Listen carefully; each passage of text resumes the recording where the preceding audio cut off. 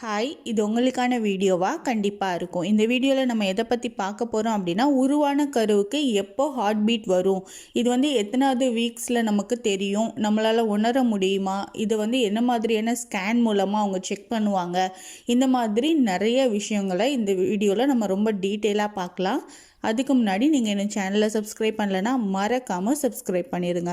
First நம்ம வந்து pregnancy check பண்ணுறதே நம்மளோட பீரியட் மிஸ் ஆனதுக்கு அப்புறம் தான்.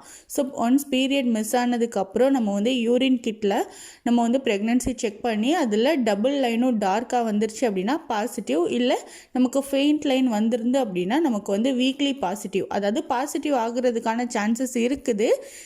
அது வந்து இன்னும் கொஞ்ச நாள் கழித்து தான் தெரியும். அந்த மாதிரியான ஒரு மூளை தான் நம்ம எடுத்துப்போம்.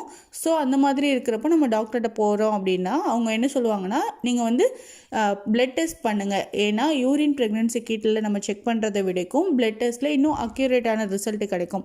ஸோ அந்த மாதிரி செக் பண்ணுறப்பவும் நமக்கு டபுள் லைன் வந்துருச்சு அப்படின்னா அவங்க அதுக்கப்புறம் பேபியோட வளர்ச்சிக்காக நமக்கு வந்து ஃபோலிக் ஆசிட் டேப்லெட்டாக இருக்கட்டும், இல்லை பேபியோட க்ரோத்துக்கான டேப்லெட் மெடிசின்ஸ்லாம் நமக்கு கொடுப்பாங்க. இதெல்லாம் நம்ம கண்டினியூவாக எடுத்துகிட்டே வரலாம்.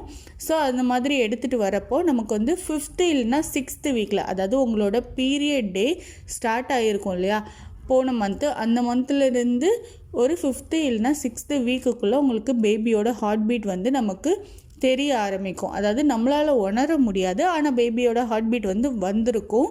அதை எப்படி அவங்க செக் பண்ணுவாங்க அப்படின்னா 2 வேல. ஃபர்ஸ்ட் வந்து உங்களுக்கு வெர்ஜினல் ஸ்கேன் பண்ணுவாங்க, இதை டிரான்ஸ்வர்ஜினல் ஸ்கேன்னு சொல்கிறோம். செகண்ட் வந்து உங்களுக்கு அல்ட்ராசவுண்ட் ஸ்கேன் பண்ணி பார்ப்பாங்க. இந்த அல்ட்ராசவுண்ட் ஸ்கேனில் வந்து மோஸ்ட்லி நமக்கு இந்த 5th and 6th வீக்கில் தெரியாது. ஸோ அவங்க வந்து ஒரு 2 months போகட்டும் அந்த மாதிரி சொல்லி தான் ஸ்கேன் பண்ணுவாங்க.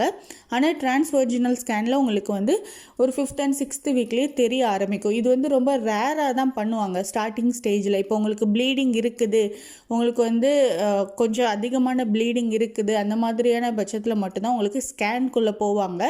அது வரைக்கும் உங்களுக்கு ப்ரெக்னென்சி கன்ஃபார்ம் பண்ணியிருப்போம் இல்லையா, கார்டு வச்சோ இல்லை நமக்கு வந்து பிளட் டெஸ்ட் வச்சோ, அதை வச்சு தான் மூவ் பண்ணுவாங்க. ஸோ இந்த மாதிரி தான் இருக்கும். இது நம்மளால் உணர முடியுமா, நமக்கு வந்து பேபியோட ஹார்ட் பீட் கேட்குமா அப்படின்னா ரொம்ப ஏர்லி ஸ்டேஜில் இருக்கிறப்போ கேட்காது, நம்மளால் உணர முடியாது.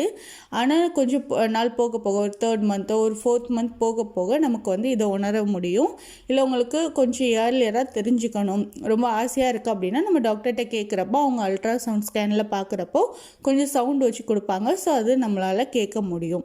அதே மாதிரி பேபியோட ஹார்ட் பீட் வந்து ரொம்ப இம்பார்ட்டன்ட். பேபியோட ஹார்ட் பீட் வந்ததுக்கப்புறம் தான் நமக்கு வந்து ப்ரெக்னென்சி வந்து ரொம்ப கன்ஃபார்மாக இருக்குது, நம்மளுக்கு வந்து ஹெல்த்தியான குழந்தையாக இருக்கிறாங்கங்கிறத நம்மளால் கன்ஃபார்ம் பண்ண முடியும்.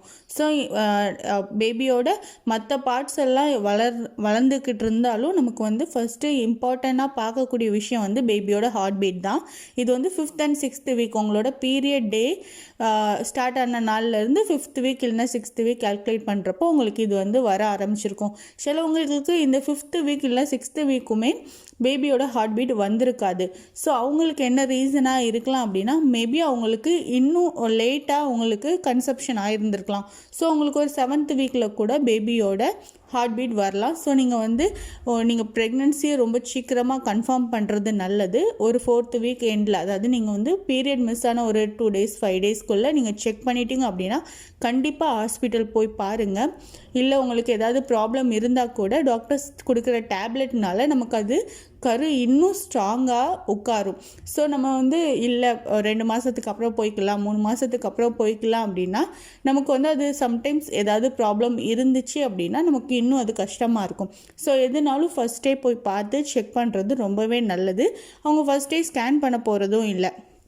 நார்மலாக உங்களுக்கு என்ன மாதிரியான லெவலில் அவங்களோட ஹெச்சிஜி லெவல் வந்து இன்க்ரீஸ் ஆகிட்டுருக்கு, இந்த மாதிரி அவங்க பார்த்தே உங்களுக்கான ஸ்ட்ராங்காக பேபி வந்து இன்னும் ஸ்ட்ராங் ஆகிறதுக்கான டேப்லெட்ஸ் தான் கொடுப்பாங்க. ஸோ டாக்டர் கொடுக்குற டேப்லெட்ஸை கண்டிப்பாக மிஸ் பண்ணாமல் எடுத்துக்கோங்க. ஸோ இந்த மாதிரி யூஸ்ஃபுல்லான இன்ஃபர்மேஷன் தெரிஞ்சுக்க சேனல் லைக் பண்ணுங்கள், ஷேர் பண்ணுங்கள் அண்ட் சப்ஸ்கிரைப் பண்ணுங்கள்.